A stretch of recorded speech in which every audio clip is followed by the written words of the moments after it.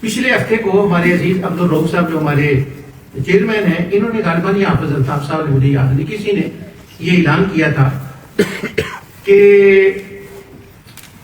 رضاکار ہمیں ہمیشہ مسجد کے اندر چاہیے، کہ جو ہمیں ہمیشہ جو ہے نا وہ ہمارا رمضان میں بھی اور آؤٹ آف رمضان میں بھی رضاکار چاہیے. اور رضاکار کا مطلب والنٹیئر ہے، اور والنٹیئر کا مطلب ہے کہ آپ کی رسپانسبلٹی بھی نہیں ہے اور آپ کو اس کی کچھ پے بھی نہیں ملتی. آپ نے والنٹیئرلی خود بخود اپنے آپ کو اس کام کے لیے وقف کیا کہ میں یہ خود بخود کام کروں. میں نے ایک انڈیا میں کسی بندے کی تقریر سنی، آپ سمجھ جائیں گے، نام لینے کی تو کوئی ضرورت نہیں ہوتی. اس نے والنٹیئر ہونا چاہیے لوگوں کو، اس کے اوپر ایک تقریر کی. اب دیکھیں، دعا میرے لیے بھی کریں کہ میرے اندر بھی اللہ اثر پیدا کر دے. اس نے کہا جی ہمیں والنٹیئر چاہیے، ہمیں جلسہ کرانا ہوتا ہے، چیزیں رکھنی ہوتی ہیں، اٹھانی ہوتی ہیں، یہ کام کرنا ہوتا ہے. تو پہنچ گیا کرمدر رہو پہنچ گیا ایک میں کی گل کرتا ہے. اچھا، اس نے اس پر تقریر کی کہ ہمیں والنٹیئر چاہیے. تو ہوا پتا کیا، اس نے ادھر تقریر ختم کی، 3000 بندے نے والنٹیئر کے نام لکھوا دیے. قاری شعیب صاحب ہوں یا میں ہوں یا حافظ الطاف صاحب ہوں، ہم کہیں والنٹیئر مسجد میں چاہیے، تو ہمیں آپ سے بہت سی توقعات ہیں. تو میں ذرا تاریخ الٹ کر کے کہہ رہا. اچھا، 3000 بندہ والنٹیئر ہو گیا اور پھر وہ کہنے لگے انہوں نے نام لکھا دیا. اب اس کے لفظوں میں اثر تھا، لیکن جو میں آپ کو بات بتانے لگا ہوں اس نے یہ بات میں نہیں بتائی. اس نے ایسے کیا، تمہیں کرنا چاہیے، تم you have to do it, you are human, we are doing here. یعنی جیسے بندہ لڑتا ہے نا، غصہ میں فاروق نے غصہ نہیں کرتے، پتا نہ کیا میں کسی گل کرنا. اچھا، ان کی تقریب بھی ایسے کی، 3 رن کٹ کر لی. اچھا، اب یہ میں جو آپ کو روایت سنانے لگا ہوں والنٹیئر کی، یہ دیکھیں، مسجد نبی شریف ہے، ایک لڑکی ہے، عورت ہے، اور وہ ہے بلالی بہن. شاید آپ نہ جانتے ہو بلالی بہن کا کیا مطلب ہے قاری شعیب صاحب، لیکن لفظ میں برمنگھم تو سیکھا ہے.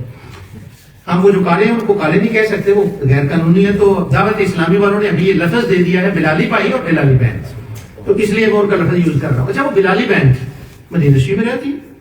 جب وہ مدینہ شریف میں رہتی ہے، تمام حدیث بڑی چھوٹی سب حدیثوں کی کتابوں میں ذکر ہے، اور تھی بلالی بہن.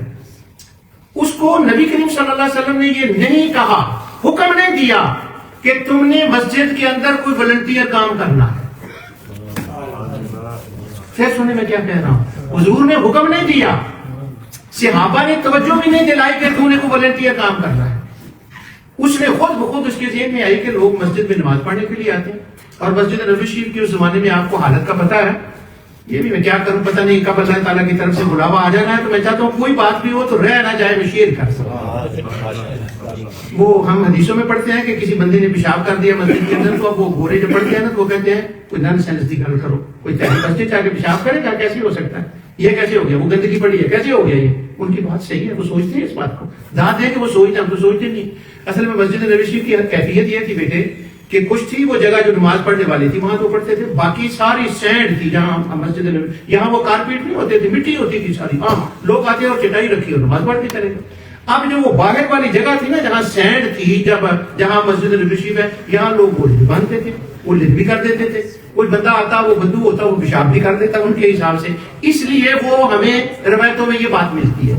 اب وہ مسافر آتے تو کیا ہوتا، کسی کا گھوڑا بندہ ہوتا، اس نے لد کر دی، اور وہ لد بھی اس نے باہر کی، اس نے کر دیا ٹوائلٹ. کسی کا کپڑا رہ گیا، کسی کا کہیں کچھ ہو گیا. اب وہ جو بلالی بہن تھی نا، میں امام بخاری سے مجھے شکوہ ہے کہ انہوں نے اس کا نام نہیں لکھا، صرف سودا امرا لکھا ہے کہ وہ بلالی بہن تھی. انہوں نے کہا وہ بلالی بہن تھی. اور کیا کرتی، اس نے خود سوچا کہ اچھا یہ چیزیں پڑی ہیں یہاں پر، تو میں جا کے ابو بکر عمر کو کہوں تم اٹھاتے کیوں نہیں ہو. یہ باہر بڑی پرانی